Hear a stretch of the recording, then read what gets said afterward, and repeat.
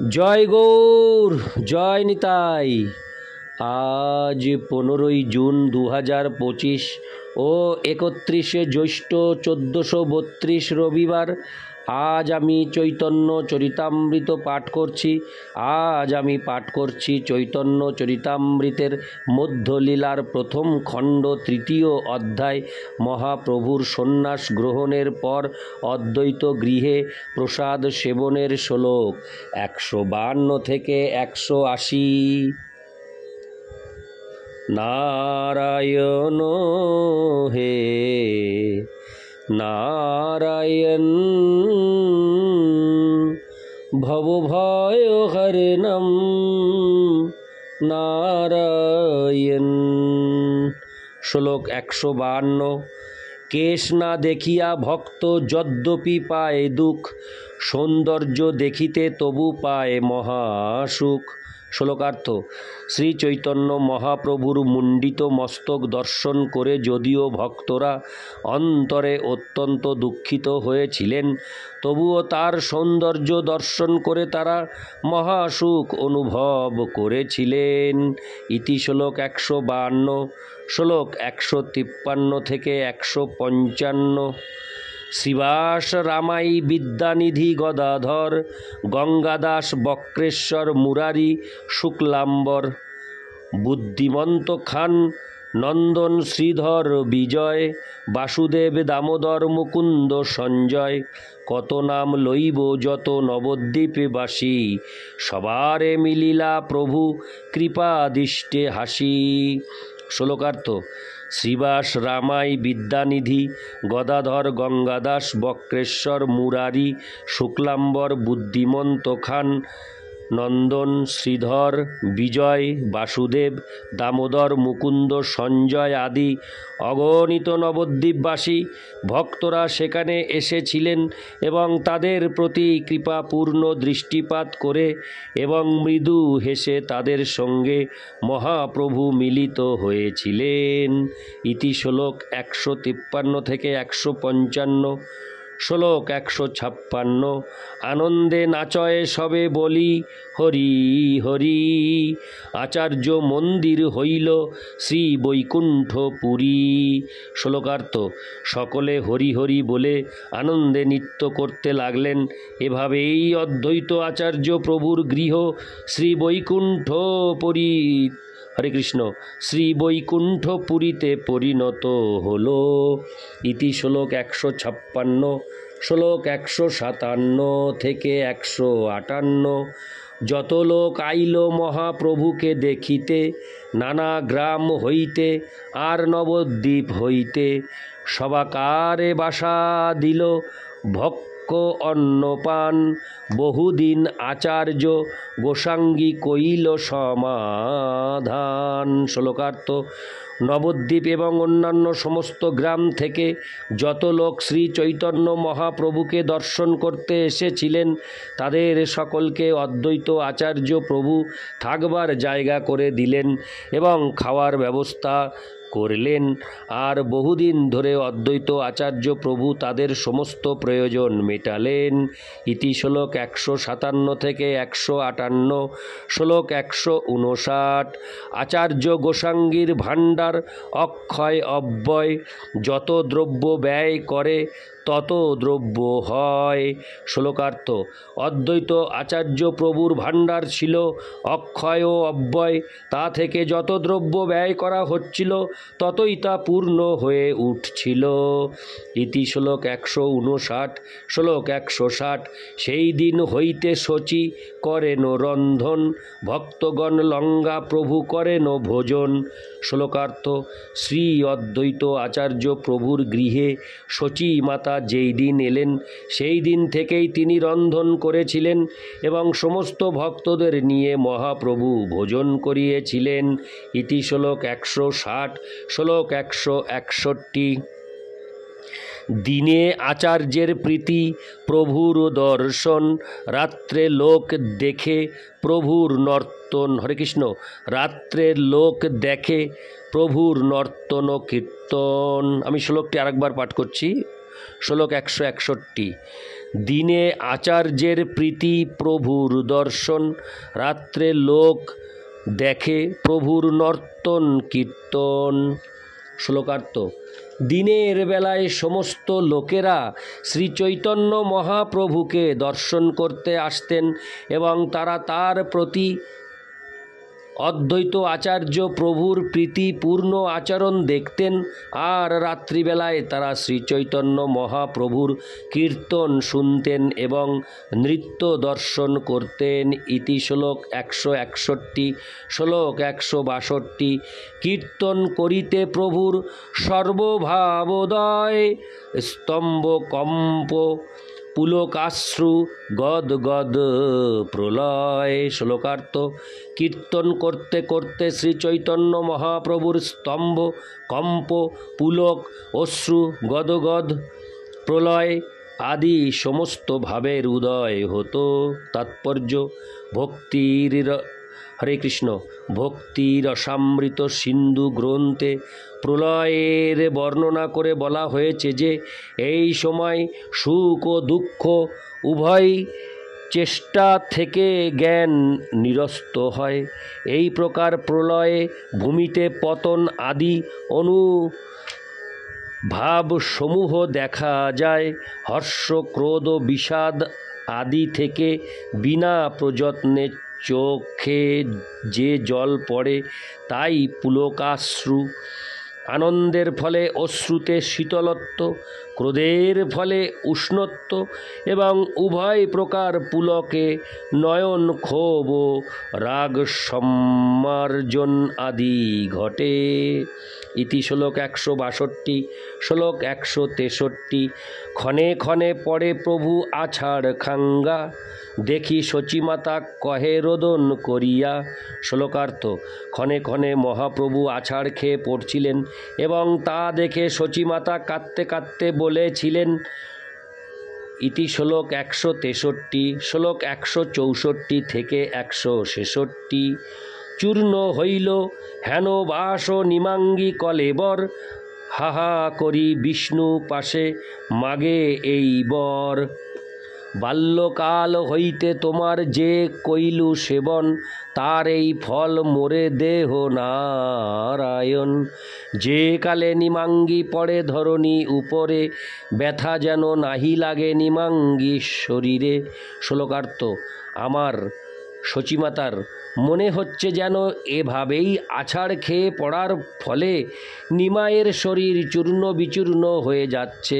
তিনি তখন ক্রন্দন করতে করতে শ্রীবিষ্ণুর কাছে প্রার্থনা করছিলেন, হে ভগবান নারায়ণ বিষ্ণু, শিশুকাল থেকে আমি তোমার সেবা করেছি, তার বিনিময়ে আমি তোমার কাছে এই প্রার্থনা করি যে নিমাই যখন মাটির উপরে পড়ে তখন যেন তার শরীরে কোনো ব্যথা না লাগে। ইতি শ্লোক 164 থেকে 166। শ্লোক 167। এই মতো শচীদেবী বাৎসল্যে বিহ্বল, হর্ষ ভয় দৈন্যভাবে হইল বিকল। শ্লোকার্থ। এভাবেই শ্রীচৈতন্য মহাপ্রভুর প্রতি বাৎসল্য রসে বিহ্বল হয়ে সচিমাতা হর্ষ ভয় ও দৈন্য আদি ভাবের দ্বারা আবিষ্ট হয়ে বিকল হলেন। তাৎপর্য। এই শ্লোক কয়টি থেকে জানতে পারা যায় যে শ্রী নীলাম্বর চক্রবর্তীর কন্যা শচীদেবী শিশুকাল থেকেই শ্রী বিষ্ণুর আরাধনা করতেন। ভগবদ্ গীতায় 6:41 বলা হয়েছে, প্রাপ্য পুণ্য কৃত্যাং লোকানুসিত্তা শাশ্বতী সমা শুচিনাং শ্রীমতাং গেহে যোগ ভ্রষ্ট বিজায়তে। বহুকাল স্বর্গলোকে নানা রকম সুখভোগ করার পর ভ্রষ্ট যোগীরা ধর্মপরায়ণ পবিত্র পরিবারে অথবা ঐশ্বর্যশালী সম্ভ্রান্ত পরিবারে জন্মগ্রহণ করেন। সচিমাতা ছিলেন নিত্যসিদ্ধ ভগবৎ পার্ষদ, তিনি ছিলেন মা যশোদার অবতার। তিনি নীলাম্বর চক্রবর্তীর গৃহে জন্মগ্রহণ করেছিলেন এবং নিরন্তর শ্রীকৃষ্ণের সেবায় নিযুক্ত ছিলেন। পরবর্তীকালে তিনি শ্রীবিষ্ণু অর্থাৎ স্বয়ং শ্রীকৃষ্ণ চৈতন্য মহাপ্রভুকে তার পুত্ররূপে লাভ করেন এবং তার আবির্ভাবের পর থেকে তার সেবা করেন। এটি হচ্ছে নিত্যসিদ্ধ পার্শ্বদের স্থিতি। তাই শ্রীল নরোত্তম দাস ঠাকুর গেয়েছেন, গৌরাঙ্গের সঙ্গীগণে নিত্যসিদ্ধ করি মানে। প্রতিটি ভক্তেরই জানা উচিত যে শ্রী চৈতন্য মহাপ্রভুর সমস্ত পার্শ্বদেরা, তার পরিবারবর্গ, বন্ধু বান্ধব এবং অন্যান্য সমস্ত পার্শ্বদেরা সকলেই নিত্যসিদ্ধ। কোনো নিত্যসিদ্ধ জীব কখনোই ভগবানের সেবা বিস্মৃত হয় না। তিনি সর্বদাই পরমেশ্বর ভগবানের সেবায় নিযুক্ত থাকেন, এমনকি তার শিশুকাল থেকেই। ইতি শ্লোক 167, শ্লোক 168। শিবাসাদি যত প্রভুর বিপ্রভক্তগণ, প্রভুকে ভিক্ষা দিলে হইল সবাকার মন। শ্লোকার্থ: শিবাস আদি শ্রীচৈতন্য মহাপ্রভুর যত ব্রাহ্মণ ভক্ত ছিলেন, তাদের সকলেরই শ্রীচৈতন্য মহাপ্রভুকে ভোজন করাতে ইচ্ছে হলো। তাৎপর্য: সমস্ত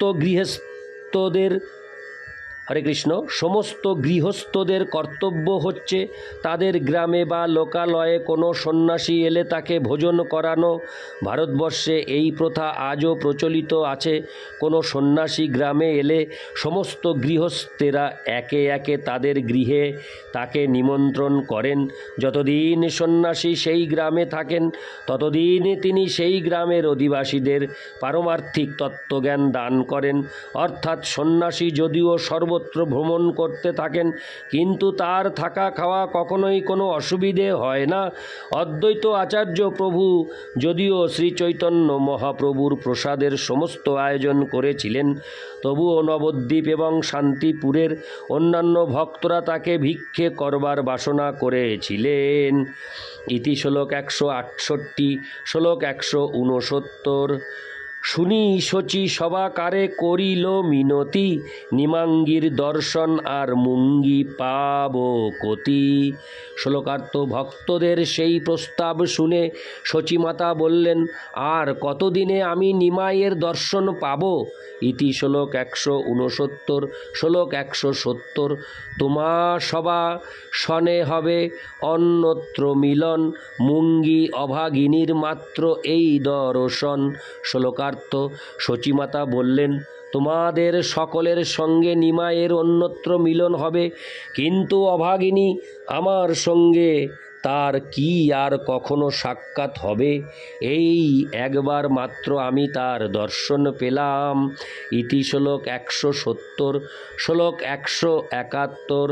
যাবৎ আচার্য গৃহে নিমাঙ্গির অবস্থান, মুঙ্গি ভিক্ষা দিমু সবাকারে মাগো দান।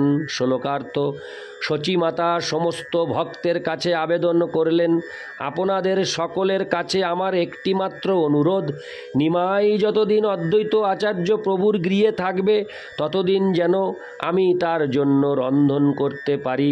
ইতি শ্লোক 171, শ্লোক 172। শুনি ভক্তগণ কহে করি নমস্কার, মাতার যে ইচ্ছা সেই সন্মত সবার। শ্লোকার্থ: শচীমাতার এই আবেদন শুনে সমস্ত ভক্তরা তাকে নমস্কার করে বললেন, মা, তোমার এই ইচ্ছাই আমাদের পূর্ণ সম্মতি আছে। ইতি শ্লোক 172, শ্লোক 173। মাতার ব্যগ্রতা দেখি প্রভুর ব্যগ্র মন, ভক্তগণ একত্র করি বলিলা বচন। শ্লোকার্থ: মায়ের ব্যগ্রতা দেখে শ্রী চৈতন্য মহাপ্রভুর মনও বিচলিত হল। তাই তিনি ভক্তদের একত্র করে বললেন, ইতি শ্লোক 173, শ্লোক 174। তোমা সবার আজ্ঞা বিনা চলিলাম বৃন্দাবন, যাইতে নারিল বিঘ্ন কইল নিবর্তন। শ্লোকার্থ: তোমাদের আজ্ঞা না নিয়ে আমি বৃন্দাবন যেতে চেয়েছিলাম, কিন্তু কিছু বিঘ্ন উপস্থিত হওয়ায় আমি যেতে পারলাম না, তাই আমাকে ফিরে আসতে হলো। ইতি শ্লোক 174, শ্লোক 175। যদ্যপি সহসা আমি করিয়াছি সন্ন্যাস, তথাপি তোমা সভা হইতে নহিব উদাস। শ্লোকার্থ: আমি যদিও সহসা সন্ন্যাস গ্রহণ করেছি, কিন্তু তবুও আমি তোমাদের প্রতি উদাসীন থাকব না। ইতি শ্লোক 175, শ্লোক 176। তোমা সব না ছাড়িব যাবৎ আমি জীব, মাতারে তাবৎ আমি ছাড়িতে নারিব। শ্লোকার্থ: যতদিন আমি এই পৃথিবীতে থাকব ততদিন আমি কখনো তোমাদের ছাড়ব না এবং আমার মাকেও ছাড়তে পারবো না। ইতি শ্লোক 176, শ্লোক 177। সন্ন্যাসীর ধর্ম নহে সন্ন্যাস করিয়া, নিজ জন্মস্থানে রহে কুটুম্ব লঙ্গা। শ্লোকার্থ: সন্ন্যাস গ্রহণ করার পর নিজের আত্মীয় স্বজন পরিবেষ্টিত হয়ে জন্মস্থানে বাস করা সন্ন্যাসীর উচিত নয়। ইতি শ্লোক 177, শ্লোক 178। কেহ যেন এই বলি না করে নিন্দন, সেই যুক্তি কহ যাতে রহে দুই ধর্ম। শ্লোকার্থ: এমন একটা ব্যবস্থা করো যাতে তোমাদের না ছাড়তে হয়, আর সেই সঙ্গে আত্মীয় স্বজন বন্ধু বান্ধবদের সঙ্গে থাকার জন্য লোকেরাও নিন্দা না করে। ইতি শ্লোক 178, শ্লোক 179। শুনিয়া প্রভুর এই মধুর বচন, শচীপাশ আচার্যাদি করিল গমন। শ্লোকার্থ: শ্রী চৈতন্য মহাপ্রভুর এই মধুর বাণী শুনে শ্রী অদ্বৈত আচার্য প্রভু প্রমুখ সমস্ত ভক্ত শচীমাতার কাছে গেলেন। ইতি শ্লোক 179, শ্লোক 180। প্রভুর নিবেদন তারে সকল কহিল, শুনি শচী জগন্মাতা কহিতে লাগিল। শ্লোকার্থ: শ্রী চৈতন্য মহাপ্রভুর এই আবেদনের কথা যখন তারা শচীমাতাকে গিয়ে বললেন, তখন জগৎ জননী শচীমাতা বলতে লাগলেন। ইতি শ্লোক 180। নারায়ণ হে নারায়ণ, ভবভয় হরিণম নারায়ণ। জয় গৌর, জয় নিতাই।